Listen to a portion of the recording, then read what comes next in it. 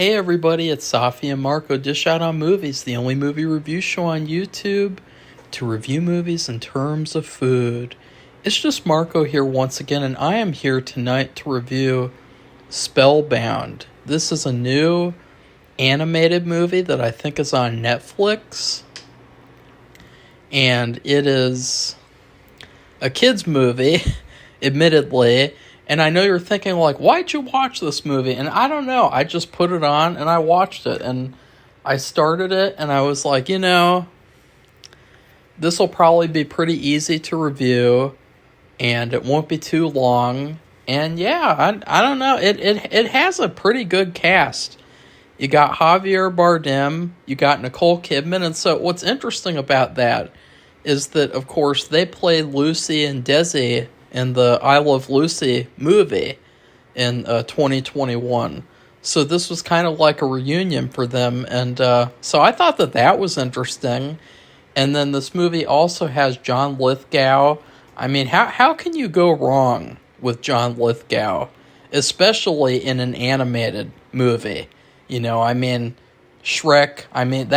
That movie is one of the most iconic animated movies of all time, even though I got to admit, guys, I think I've already mentioned this before, but I rewatched Shrek earlier this year, and I wasn't very much of a fan of it.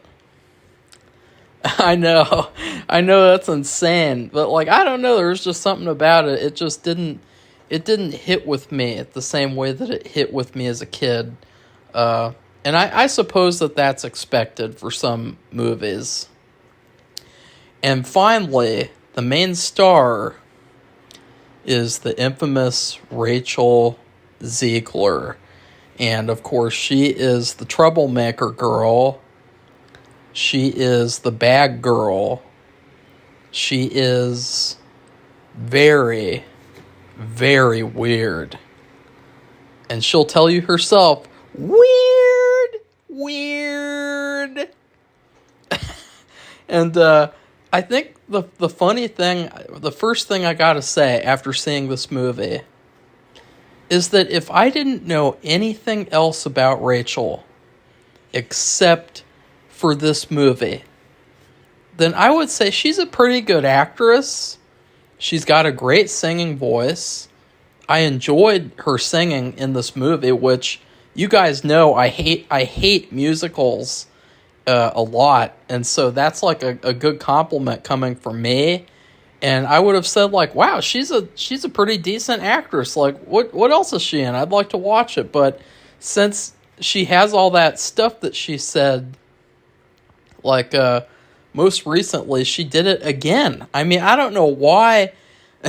She needs to have I don't know, someone sitting next to her at all times, an advisor, the John Lithgow character, so that she can be I want to tweet this and that. And then the guy will be no, hey, settle down,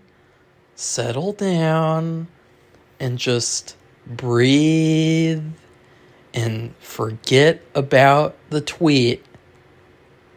Troublemaker girl, just forget about it and let the ocean waves go over you, and then rise up over the ocean waves and settle down and take a pill and put a smile on your face because it's all gonna be okay. That was Marco ASMR.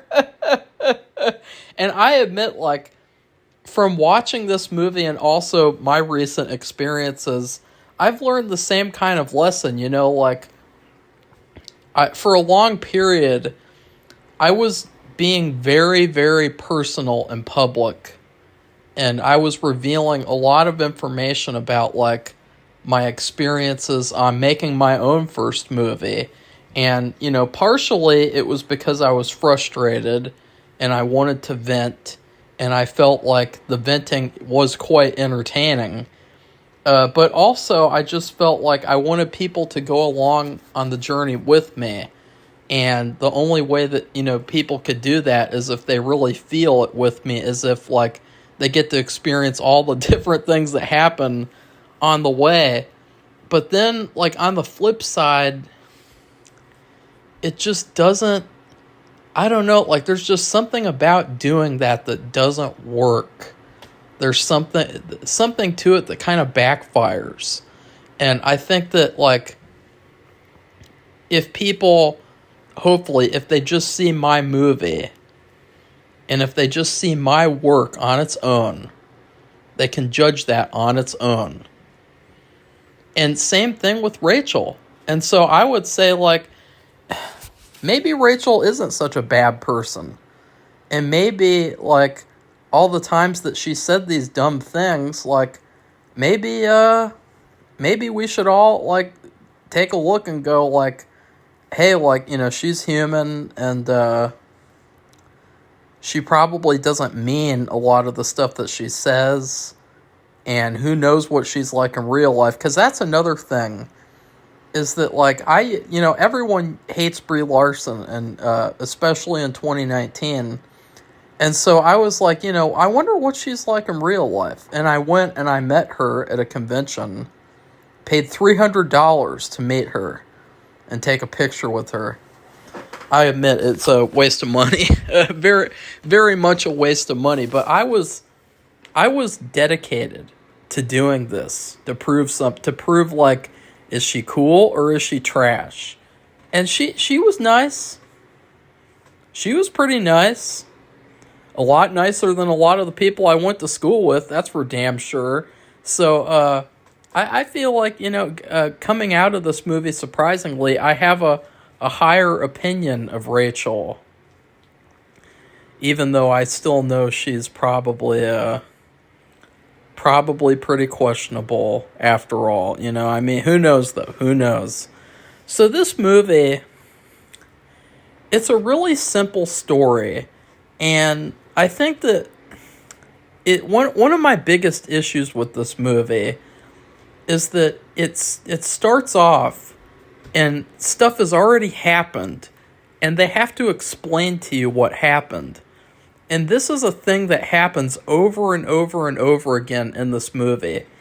Stuff happens, and without explanation, and then the characters have to tell you why, or they have to tell you what happened.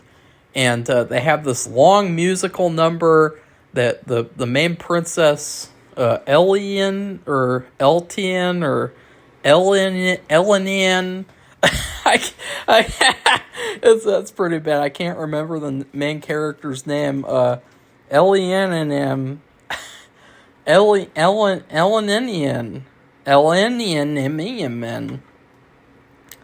Let's just call her Princess Rachel, because that's a lot easier than Elenian. Princess Rachel says that her parents, the king and queen, they had been turned into monsters mysteriously for over a year, and they have not figured out a way to break the spell. And immediately after that ends, the musical number, the characters say again these pieces of information. And I don't know why they did that. I don't know if they think kids are stupid or what, because, like, they told that story through this 10-minute long musical sequence, and then all of a sudden the characters say it again.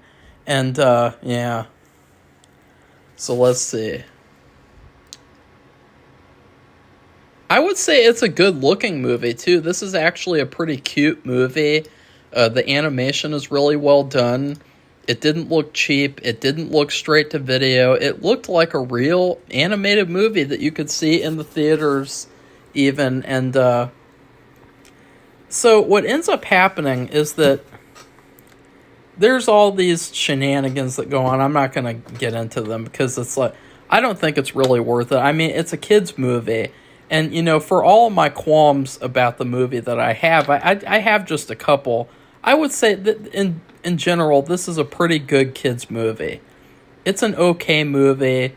It's very much about the simple message of telling kids about divorce.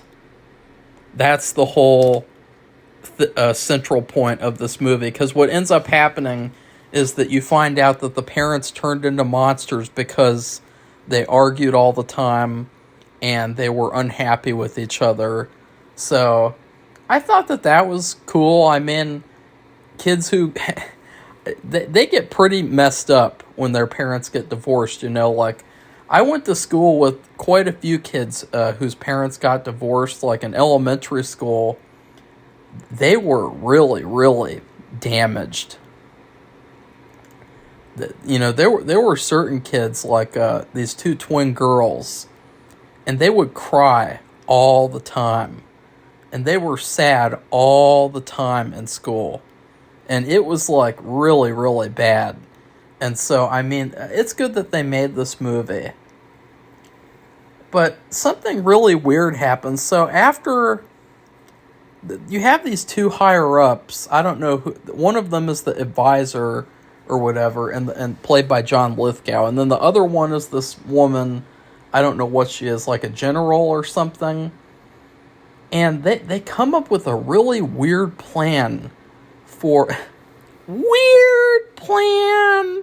They come up with a really weird plan for the princess who's going to be 15 years old to become the queen.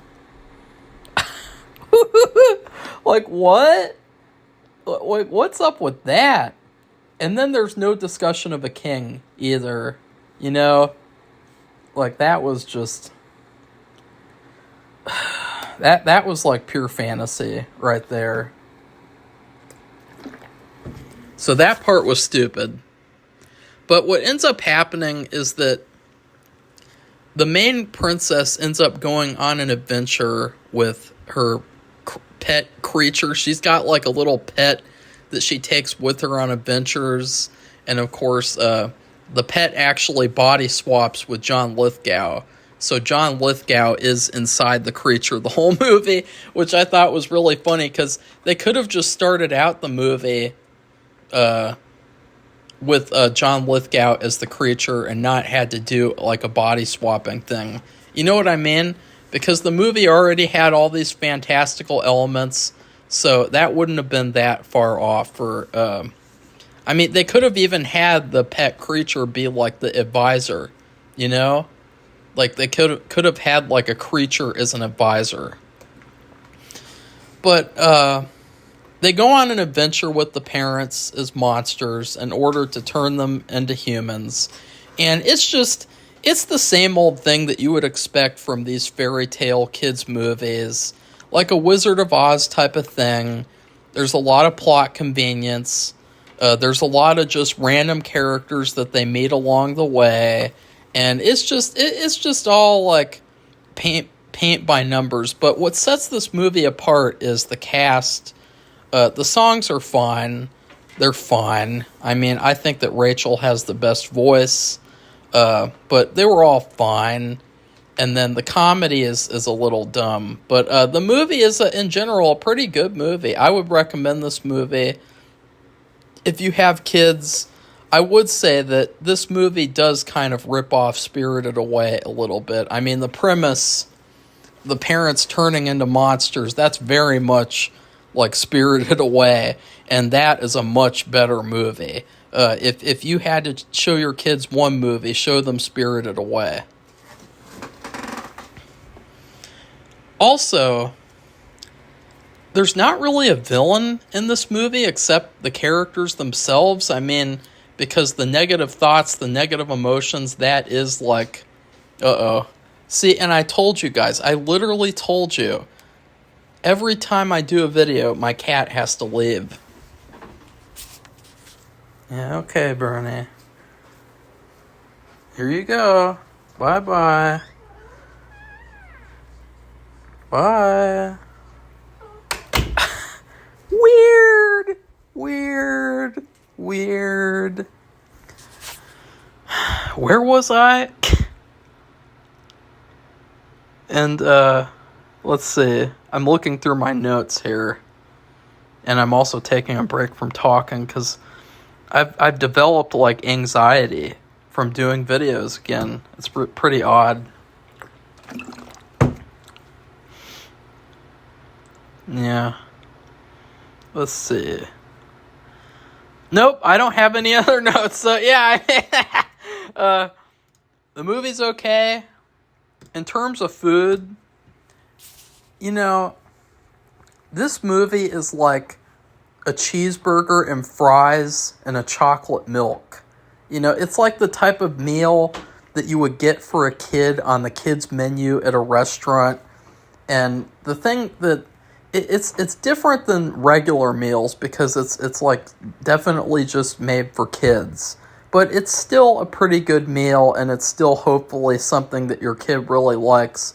And honestly, like, again, like, I sat through this whole movie. I liked some of the singing in this movie. I didn't hate it. In fact, I hardly had any negative things to say about the movie. I think my only other problem was the villain thing. There really was no villain. Except the characters themselves. And so, yeah. So anyways, please like this video and comment and tell me what you thought of Spellbound. And then please subscribe to our channel if you'd like to see more honest movie reviews. Goodbye, everybody. See you soon.